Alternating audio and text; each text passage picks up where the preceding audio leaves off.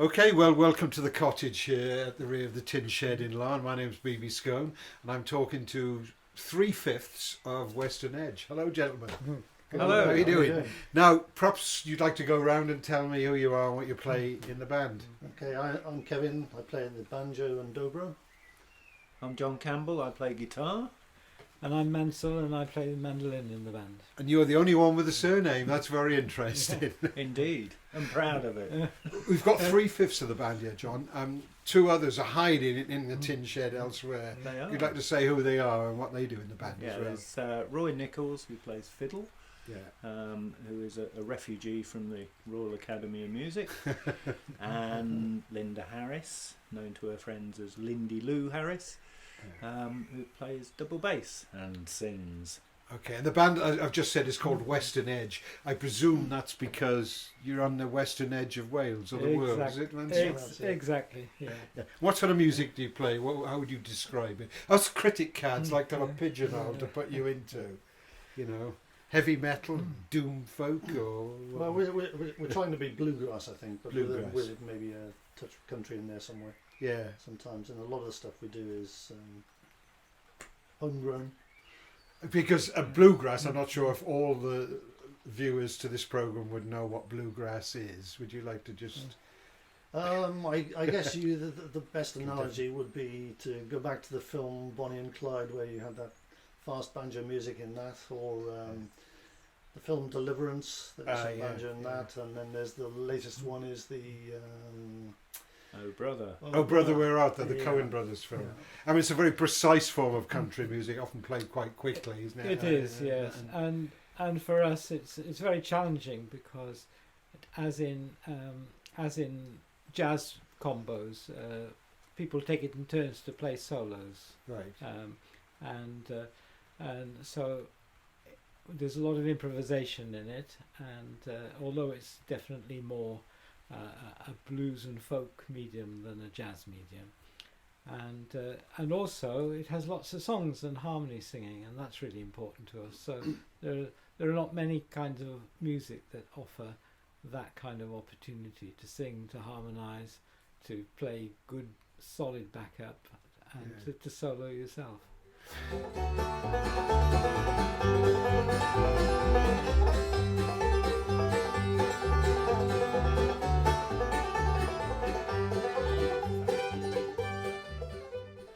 It's bluegrass, though, as a musical genre, is a relatively recent invention. Was it Bill Monroe who coined the term? Bill Monroe in the when was that? 1950s Yeah. put together his Bluegrass Boys band that had illuminaries such as Earl Scruggs and Lester Flatt playing with him originally, and more or less invented the genre simply by taking a twist on country music and old time music and sort of square dance kind of music, and adding a touch of blues, which is where the blue in bluegrass comes.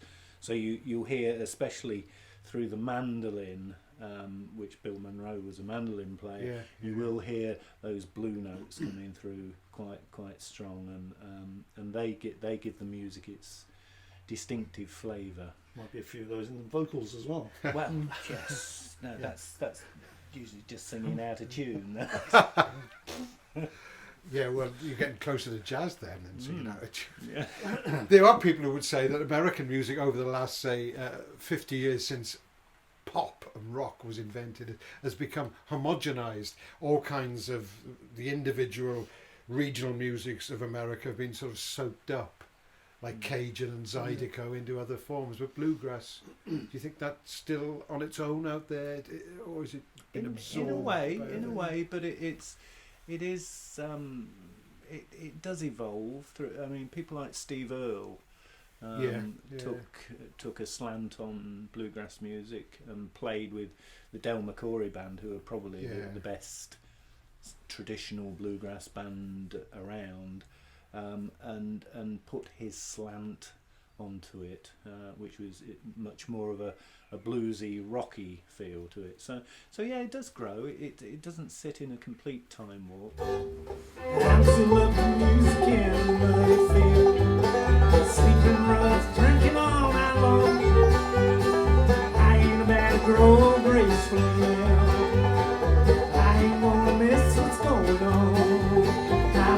me older, but I'm no wiser.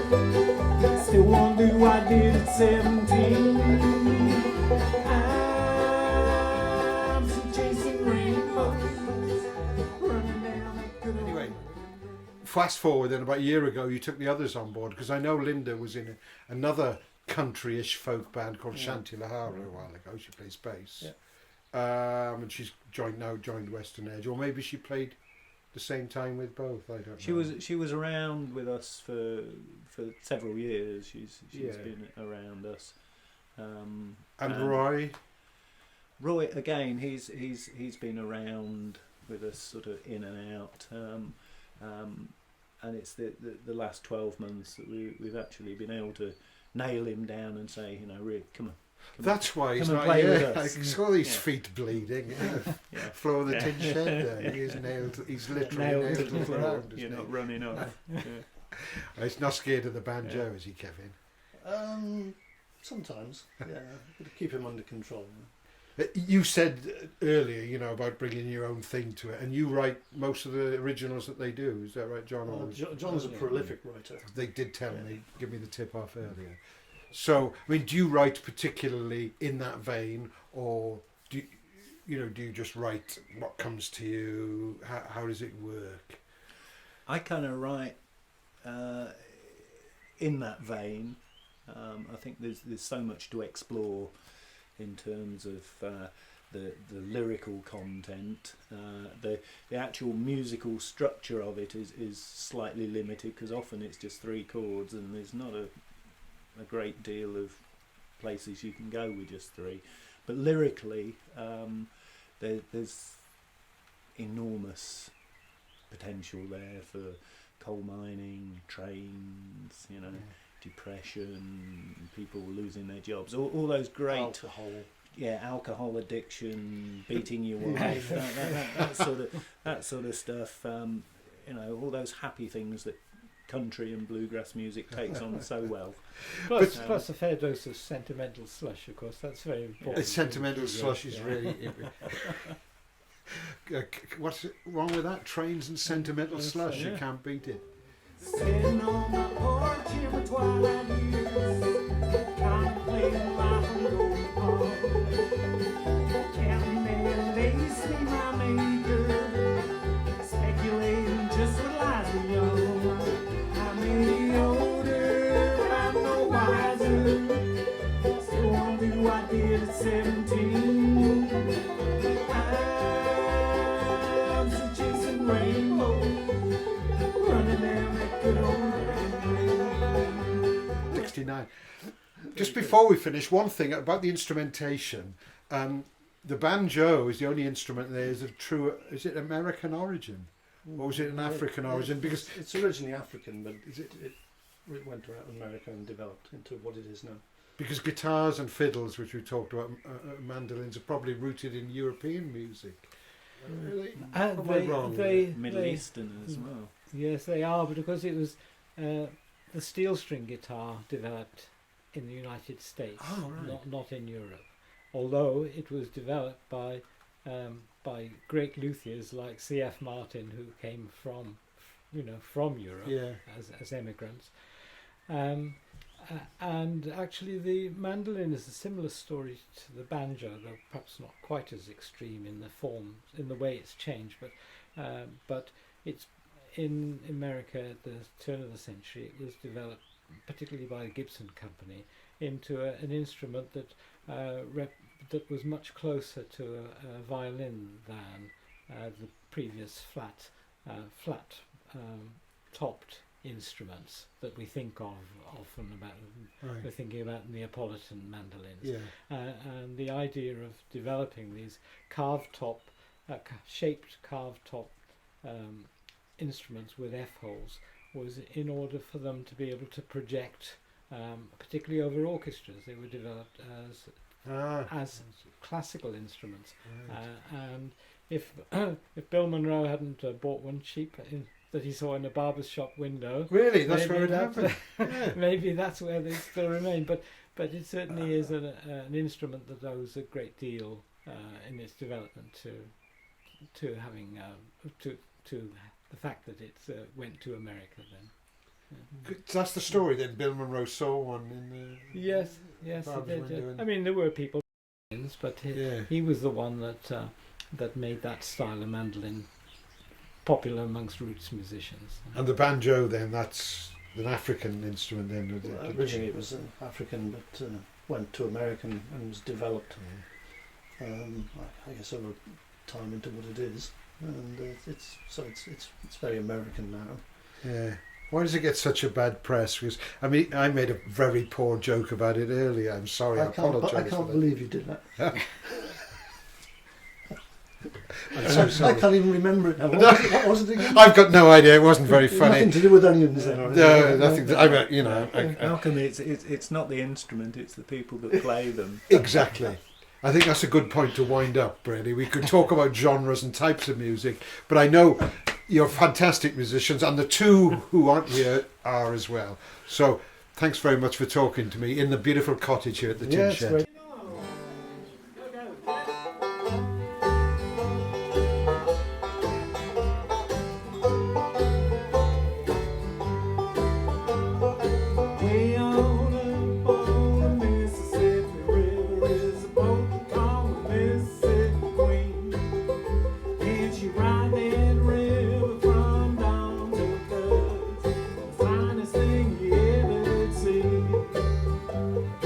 Got 'em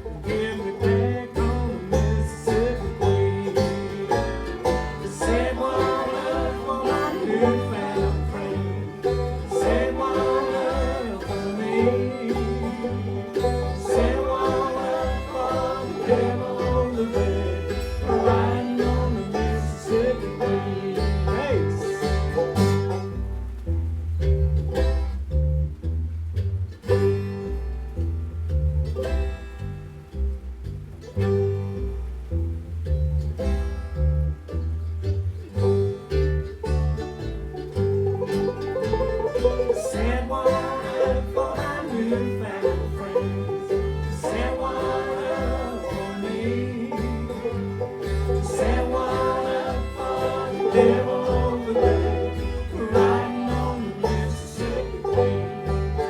Yeah, we're riding on the Mississippi Queen. We're just a riding on the Mississippi Queen.